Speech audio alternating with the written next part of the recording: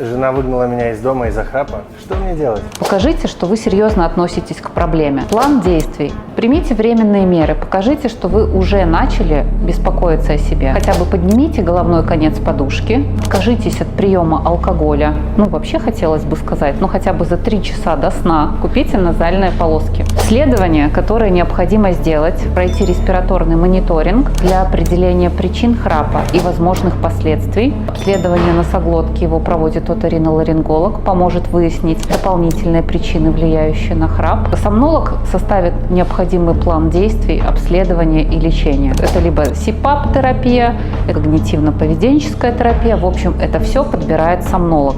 Это действует в аспекте для отношений. Объясните жене, что это действительно медицинская проблема, а не ваша небрежность. Покажите ответственное отношение к этой проблеме. Действуйте быстро.